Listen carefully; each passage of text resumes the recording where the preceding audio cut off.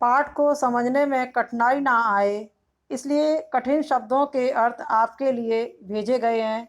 इन्हें आप पढ़ेंगे तथा पाठ को अच्छी तरह समझेंगे।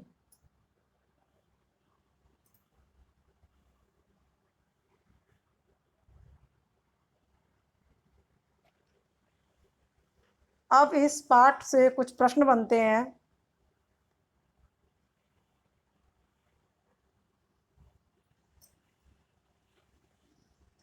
कि लेखक रेलगाड़ी के किस डिब्बे में और क्या सोच कर चढ़ गया। तो उत्तर है कि लेखक रेलगाड़ी के सेकंड क्लास डिब्बे में यह सोचकर चढ़ा था कि डिब्बा पूरी तरह खाली होगा, इसमें कोई अन्य यात्री नहीं होगा, वह उसमें आराम से बैठकर नई कहानी के बारे में सोच सकेगा, साथ ही खिड़की के पास बैठकर बाहर के सुंदर प्राकृतिक दृश्य भी देख सकेगा। अब दूसरा प्रश्न बनता है इस पाठ में कि लेखक ने किस कारण आंखें चुरा ली। तो नवाब साहब ने जब संगत के लिए उत्साह नहीं दिखाया तो लेखक ने भी अपने आत्मसम्मान की खातिर आंखें हटा ली। अगला प्रश्न है कि लेखक ठाली बैठे, ठाली यानी खाली बैठे क्या करता रहता है। तो लेखक ठाली बैठे नई कहानी के लिए नई बातों की कल्पना करता रहता है। और प्रश्न बनता है कि नवाब साहब को शायद क्या गवारा नहीं था। गवारा यानी स्वीकार, क्या उन्हें स्वीकार नहीं था। तो नवाब साहब को शायद ये गवारा नहीं था कि शहर का कोई सभ्य व्यक्ति उन्हें सेकंड क्लास के डिब्बे में यात्रा करते देखे।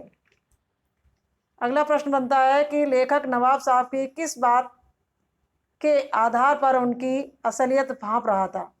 उत्तर है कि लेखक नवाब साहब द्वारा खीरा खाने की बात पर उनकी असलियत भांप रहा था, क्योंकि खीरा सामान्य लोग खाते हैं, परंतु नवाब साहब खीरा खाने के लिए ललचा रहे थे। इससे उनकी असलियत का पता चल रहा था। वे कोई रईस और विशेष सम्मानित व्यक्ति नहीं है। अगला प्रश्न है कि नवाब साहब ने आम आदमियों की तरह खीरा क्यों नहीं खाया।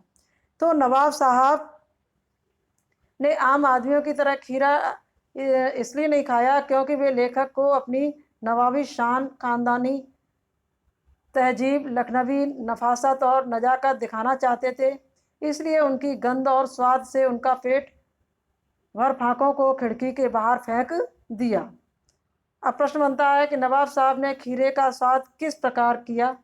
तो नवाब साहब ने खीरा छीलकर उसकी फाँक बनाई, फिर उन फाँकों पर नमक मिर्च बरक कर प्यासी नज़रों से देखा। उसके बाद काल्पनिक स्वाद एवं गंध का आनंद प्रकट करते हुए वाह कहा, फिर एक एक फाँकों को उठाकर अपने होठों तक ले गए, उसे सूंघा और स्वाद का आनंद लेकर पलकें कुछ देर तक बंद कर दी। इस प्रकार उन्होंने खीरे का स्वाद लिया।